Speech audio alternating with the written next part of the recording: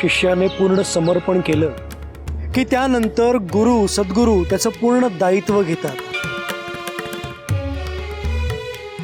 जालिंदर, रेवण, तुम्ही पूर्ण समर्पण केलं म्हणून मी आज तुमच्या सोबत आहे। तुमचं दर्शन व्हावं म्हणून कित्येक ऋषी मुनी कितीतरी काळ तपश्चर्या करतायत,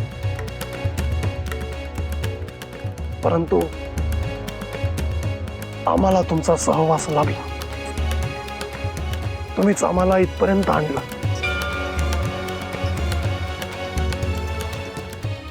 जालिंदर, तुम्ही सगळे नाथ नवनारायणाचे अवतार आहात।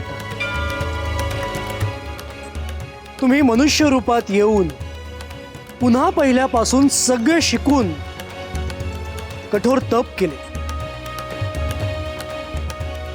या सगळ्याचा अर्थ मनुष्याने भविष्यात समजून घेण्याचा प्रयत्न केला तर गुरु शिष्य परंपरा आणि नाथ संप्रदाय यावर त्याचा विश्वास दृढ होईल।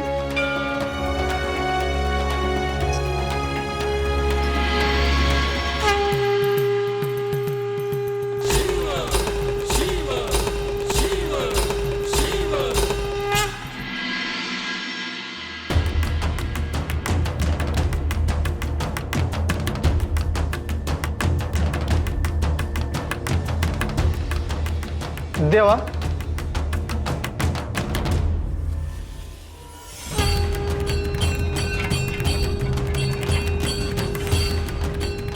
काल आपण त्या दूध आटलेल्या गायच्या वस्तूवर गेलो होतो। पाठव त्या दोघांना। आपल्याला कसं कळलं देवा का ते जोडपं इथं आलं आहे म्हणून? तू येण्याआधी या वायूने संदेश वहनाचं कार्य केलं आहे। निसर्ग आपल्याला सारं काही सांगत असतो, ते केवळ आपल्याला ओळखता यायला हवं। चा पाठवून दे त्यांना। जी।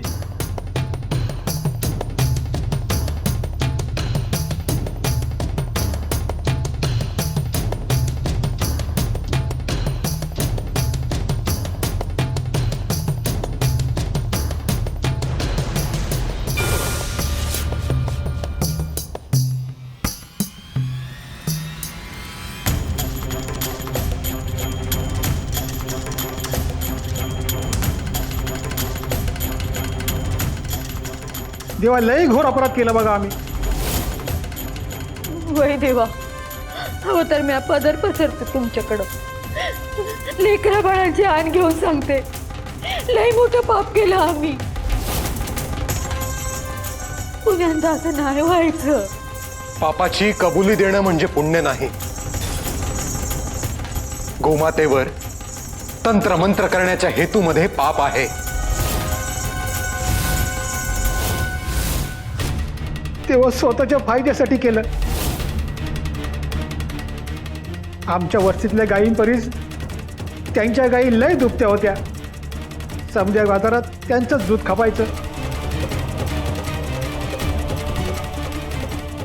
वय देवा, त्यांचं सुख आमच्या डोळ्यात खुपलं म्हणून आमच्याकडनं हे घडलं।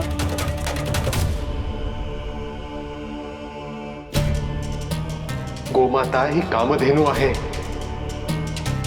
तिच्यासारखं दुसरं धन नाही।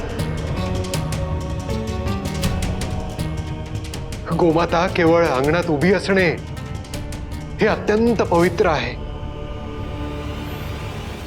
दत्तगुरूंना अत्यंत प्रिय असणाऱ्या या मुक्या जीवांवर तुम्ही स्वतःच्या हव्यासापोटी तंत्र मंत्र केलं। हा जघन्य अपराध आहे। तुमच्या एकट्याकडून हे झालेलं नाही, तुम्हा दोघांची ती कुवतच नाही। या पापामध्ये तुमच्यासोबत जो कोणी भागीदार आहे त्याला माझ्या समोर आणा। पाप करणारा आणि ते करवून घेणारा दोघेही महापापी।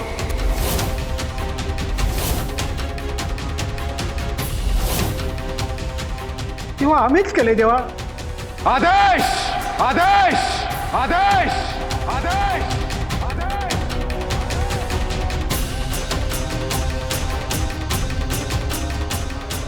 खोटं बोललास तर या क्षणी तुझी जीभ झडून या अग्निकुंडात आहुती पडेल. साऱ्या वंशाला कायमचा शाप मिळेल.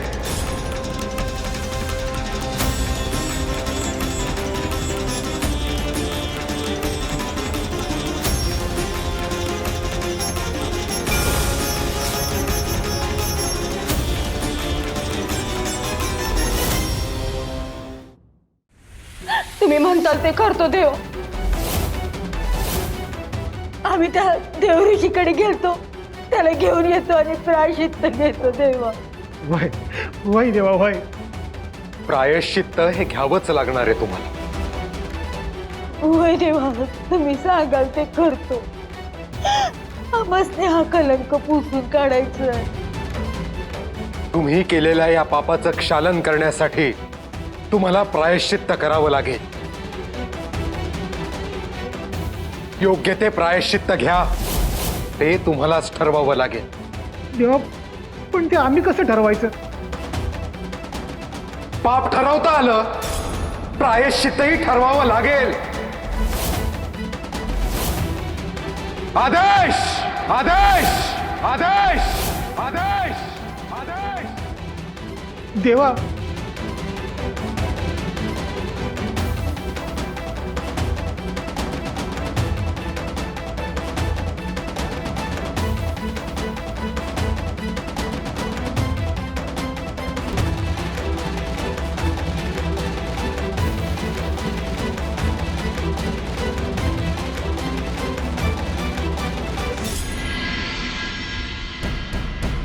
जालिंदर, तू विचारलेल्या प्रश्नाचं उत्तर आता मी देतोय. माझे 24 गुरु आहेत. त्यापैकी माझा सर्वप्रथम गुरु म्हणजे पृथ्वी तत्व आहे.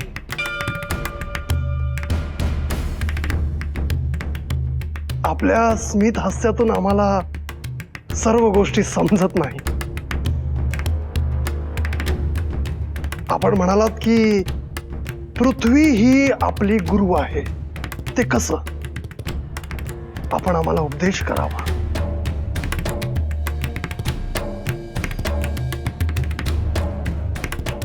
जालिंदर, नेणिवेत आपल्याला समृद्ध करतो तो सद्गुरू.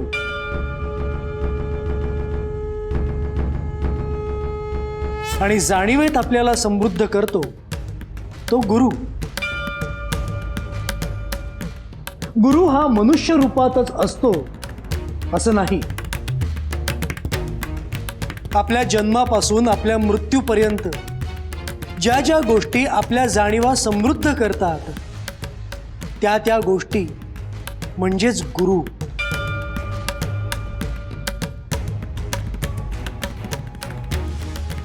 गुरुवर, मग पृथ्वी आपल्याला समृद्ध कसं करते? ही पृथ्वी आपल्याला जाणीव करून देते की या सौरमंडलात चेतन अवस्थेत असलेली म्हणजेच जीवन असलेली ती एकमेव आहे. वरकरणी अचेतन भासणारी ही पृथ्वी सूर्याभोवती फिरते, या ब्रह्मांडात फिरते. याचाच अर्थ ती सचेतन आहे.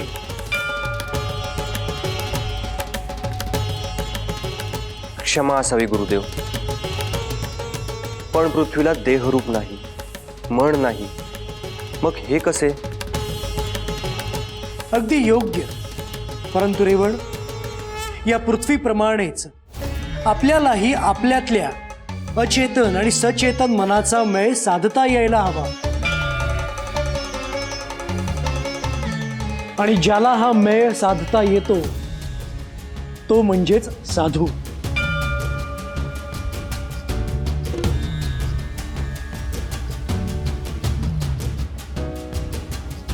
आणि पृथ्वीसारखीच सहनशीलता हवी. ते कसे गुरुदेव? प्रचंड आघात सोसत ही धरणी माता असंख्य जीव जंतूंना आपल्या उदरात सामावून घेते. या भूमीवर वेगवेगळ्या ऋतूंमध्ये वेगवेगळ्या गोष्टी उमलून येतात, नष्टही होतात. ऋतुमानाप्रमाणे ही पृथ्वी स्वतःमध्ये बदल करून घेते. पावसाळ्यात ही पृथ्वी जलप्रपात सहन करते. थंडीच्या दिवसात ती गारठूनही जाते. परंतु वृक्षवेलींना स्वतःशी जखडून ठेवते, ऊब देते. आपल्याकडे सगळं खेचून धरण्याची क्षमता असलेली ही पृथ्वी परोपकार भावाने सगळ्या गोष्टी सहन करत राहते.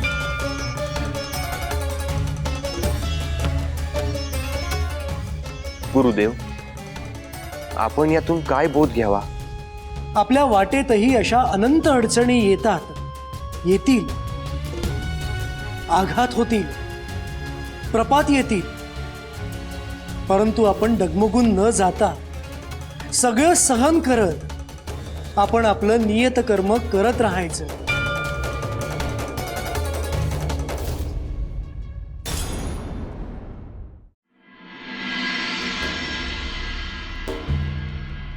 याड लागले का तुम्हासनी? देवामोर खोटं बोलता, वर थोबड बी चालवता, अचानक नरकात जाल. पण आपल्याला देवाने प्रायश्चित्त घ्यायला सांगितले नव, मग ते काय घ्यायचं ते आपल्याला कळाय ना ग. आपण शेपाशे गायीनं पूजायचं का? त्यानं भागल. कुणास ठाव, आपण अख्ख्या गावाला जीव घालायचं का? त्यानं प्रायश्चित्त होईल. मला काय कळतंय त्यातलं. अहो अहो, तुम्ही तरी सांगाल का, आम्ही हे पाप धुवायचं तरी कसं? आता ते मी कसं काय सांगू? अहो, आमच्या देवाचा सबूत म्हणजे चित्रगुप्तचा सबूत. आता जे काय करायचं ते तुम्हीच ठरवा. अहो, सांगू नका, पर वाट तर दावा. त्या वाटेने आम्ही चालत जाऊ आणि काय लागलं हाताला तर घेऊ प्रायचित. मग एक काम करा, जवळ तुमचं प्रायचित्त ठरत नाही तवर हितच राहावा. कसं? अहो, ही जागा म्हणजे कानिपनाथांचं स्थान आहे आणि हिथं राहून जर तुम्ही त्यांची सेवा केली तर बरोबर काहीतरी उपाय निघतोय बघा. आणि समजा त्यांची सेवा केलं ना, तुमचं पाप धुतलं गेलं तर म्हणजे असं बी होऊ शकतंय बघा. वय वय, आपण असंच करूया. इथं राहून सेवा करू आधी, म्हणजे देव काहीतरी नक्की मार्ग दाखवतील. प्रायश्चित घेतल्या बिगर आपण घरला जायचं नाही बघ. तसं बी आपल्याला गावी तोंड दाखवायला जागा राहिली नाही बघ. तुम्ही तरी सांगा, आम्ही काय सेवा करू शकतो? हे बघा, आता मला जेवढी अक्कल आहे तेवढं मी सांगू शकतो बाबा. बाकी सगळं त्यांच्या हातात आहे.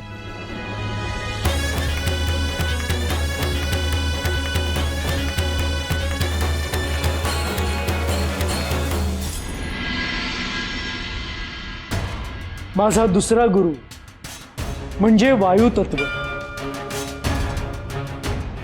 निसर्गामध्ये अशी काही तत्व आहेत जी त्यांच्या नित्यकर्मातून मनुष्याला आपल्या जगण्याचे सार सांगत असतात. जरासे विस्तृतपणे सांगाल का गुरुवर?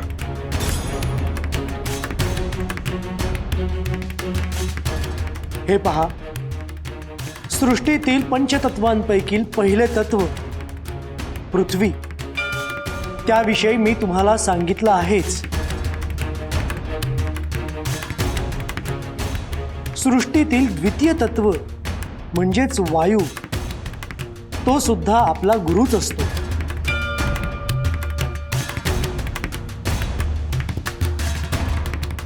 गुरुदेव, आपणास वायू तत्वाची ही अनुभूती केव्हा आली?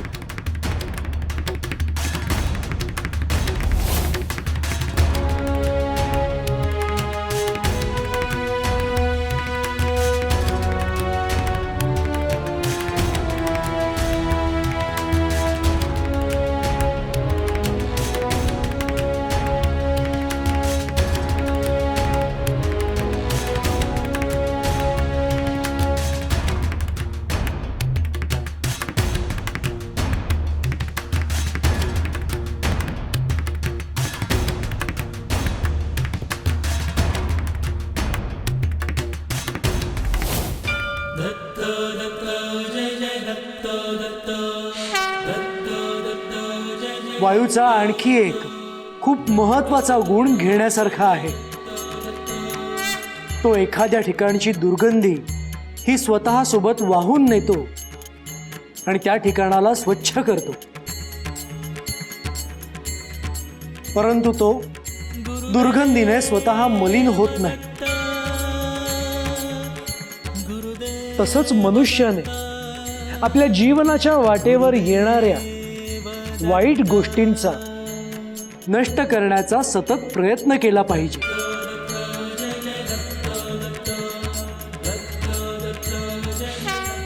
आणि सुगंधाचं काय गुरुवर? वायू तर सुगंधही आपल्यासोबत घेऊन येतो. परंतु वायू हा सुगंध स्वतः जवळ साठवून ठेवत नाही. त्याची उधळण आपल्या सभोवताली असणाऱ्या प्रत्येकाच्या आयुष्यावर करत असतो. वायू हा गतिशील असतो. तो एका ठिकाणी कधीच स्थिरावत नाही. मनुष्याने देखील कोणत्याही भौतिक सुखात न अडकता अध्यात्माच्या वाटेवर पदक्रमण केलं पाहिजे.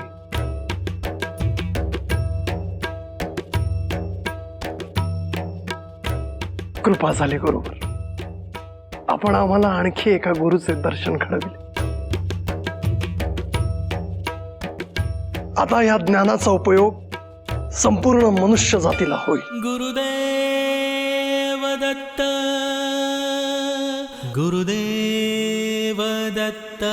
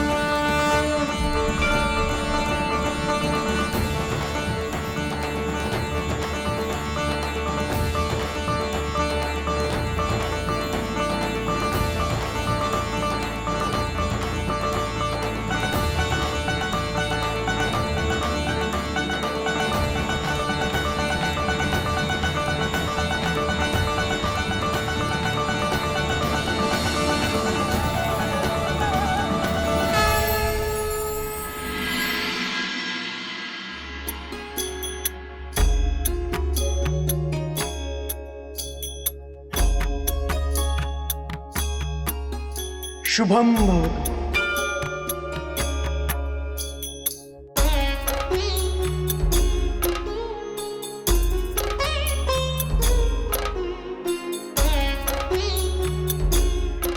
हे प्रभू, मी एक प्रार्थना करतो आहे. आपण आदेश दिल्याप्रमाणे मी माझ्या गुरूंवर ध्यान ठेवून आहे. परंतु मला या कार्यातून आपण मोकळं करावं.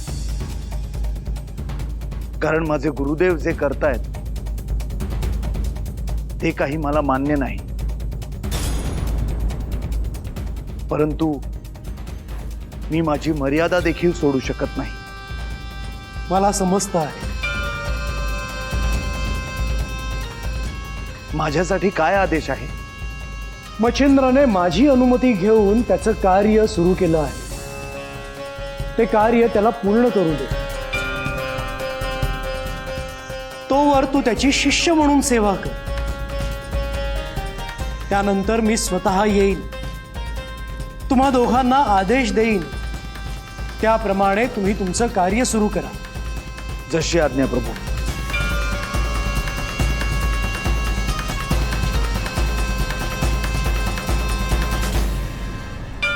गुरुदेव दत्त, गुरुदेव दत्त. ओम श्री दत्तात्रेयाय नमः.